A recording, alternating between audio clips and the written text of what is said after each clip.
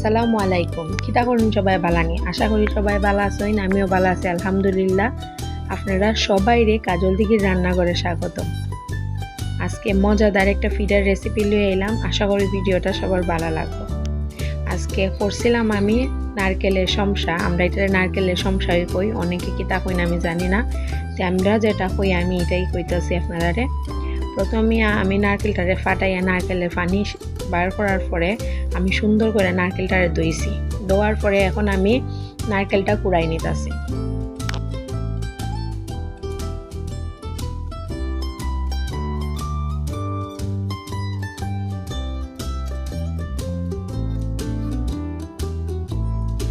এখন আমার নারকেলটা সুন্দর করে কুড়ানি হয়ে গেছে গা।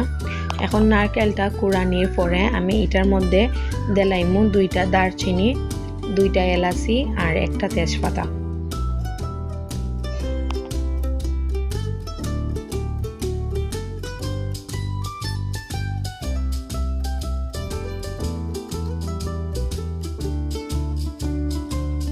এটা আমি ফিটার ভিতরে ফুটটা দিবার লাগে নারকেলের ইয়েটা বানাইতাছি। এরপরে দেলাইমু 1.5 কাপ চিনি। এখন এটা আপনার চিনিটা যার যে আন্দাজ অনুযায়ী দিবেন, কেটায় কীরকম মিষ্টি খাইন না খাইন এটা আন্দাজ অনুযায়ী, বা নারকেলটা কেমন মিষ্টি, আমরা নারকেলটা একদম মিষ্টি আসিল না, এর লাগে আমরা একটু চিনিটা একটু বাড়াই দিছি। এরপরে সুন্দর করে আমি মাখাই নিতেছি, কারণ চিনির সাথে সাথে নারকেলটা মাইকা জায়গা দিয়ে সুন্দর করে মাখাই নিতেছি।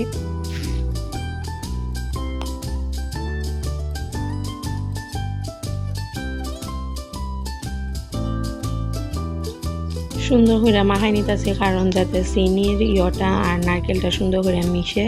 এরপর মিষ্টি খাবারের মাঝে আমি হালকা একটু লবণ দিই, যাতে টেস্টটা একটু ব্যালেন্স হয়। মিষ্টি জাতীয় খাবারের লবণটা দেওয়া খুবই প্রয়োজন, যে কোনো খাবারই লবণটা খুবই প্রয়োজন। এরপরে আমি এটা ফুটটারে বাজবার লাগিয়ে আমি একটা কড়াইয়ের মাঝে নিলাইলাম। আমি এটার মধ্যে তেল পানি কিছু দিছি না, এটা জাস্ট নারকেল আর চিনির পানিটাই, এটা নারকেলটা হইব। আমি এখন সুন্দর করে আগুন দিয়া অল্প আছে আমি নারকেলটারে কিছুক্ষণ সময় বসায় রাখি। কিছুক্ষণ সময় হওয়ার পরে দেখুন নারকেল আর চিনি মিললা অনেকটা পানি বাইরেছে। এখন আমি হালকা করে নাড়াচাড়া দিয়া আবার গুঁড়া রাখবো। অনেকক্ষণ সময় জাল দিতে হবে, এরকম আস্তে আস্তে করে হালকা করে পাইছে আবার নাড়ার মধ্যে রাখতে হবে, যাতে নিচের দিকে না লাগে। কিছুক্ষণ সময় বাজার পরে দেখুন আমার নারকেলটা খুব সুন্দর হইয়া বাজা হয়ে গেছে গা। আমি মধ্যের ক্লিপসগুলো আর নিছি না, অনেকবার নাড়াচাড়া দিছি। ক্লিপসগুলো নিলে ভিডিওটা অনেক লম্বা হয়ে যাব। এখন আমি ফিটার ডোটা বানাইবার লাগে, ময়দার ডোটা বানাইবার লাগে 2 কাপ ময়দা নিলাইলাম।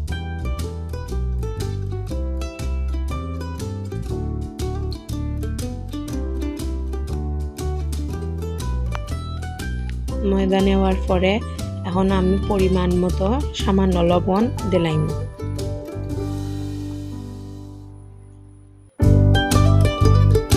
এরপরে দিলাম সামান্য চিনি।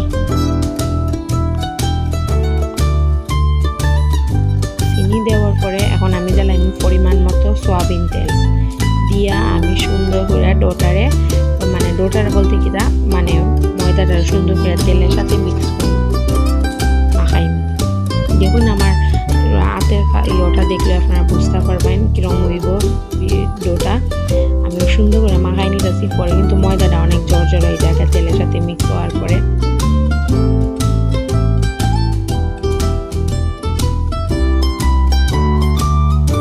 যখন ময়দাটা মিক্স হয়ে যাবগা, তখন আমি বুঝবো কীভাবে যে আমার এটা পিঠা বানাইবার লাগে খুব পারফেক্ট কখন হইব। আমি পানি দিলাইলে ডোটা সুন্দর হইব। যখন আমি অতক্ষণে আমি দেখাইতেছি মুঠ করে যখন দলমু ডোটা চাক্কা হইব, পরে দিয়া বাংলে জর্জর হয়ে বাইকে যাব। এটাই লগা পিঠা বানাইবার লাগে পারফেক্ট ডো। এরপরে আমি পরিমাণ মতো পানি দিয়া সুন্দর করে মাখাইয়া ময়দাটা মাখাই নিতেছি।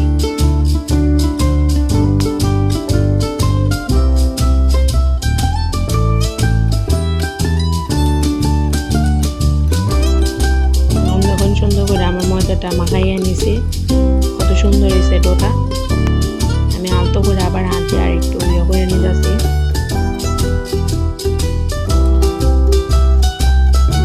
এরপরে সামান্য আটো একটু সয়াবিন তেল দিয়া ময়দার উপরটা যাতে ড্রাই না হয়ে যায় গায়ে লেগে, আতো একটু সয়াবিন তেল নিয়ে ময়দার উপরে একটু লাগাই দিলাম। এরপর আমি রাইকা দিব কিছুক্ষণ ঢাকার পরে। এখন আমি পিঠাগুলা বলার লাগে আমি প্রথমে রুটি বানাই নিয়েছি। এরপর ইটা পিঠার আলাদা একটা সাজ পাওয়া যায়। আমি সাজের উপরে রুটিটা দিয়া নারকেলের যে পুরটা বানাইছিলাম এই পুর দিয়া সুন্দর করে খাইতে লাইতেছি। আপনারা ভিডিওটা দেখতে থাকুন, তাহলেই বুঝতে পারবেন আমি কিভাবে পিঠাটা বানাইছি।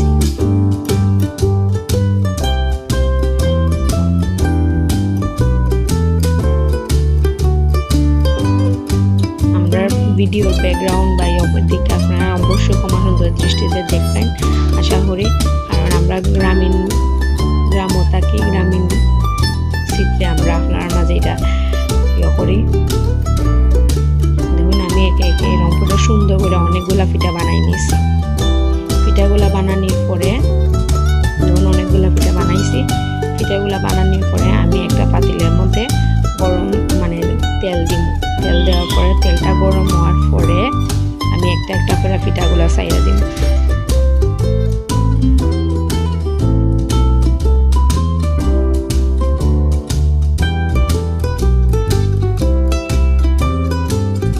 দেখলাম পিঠাগুলা আস্তে আস্তে কত সুন্দর ফুলা যাইতেছে।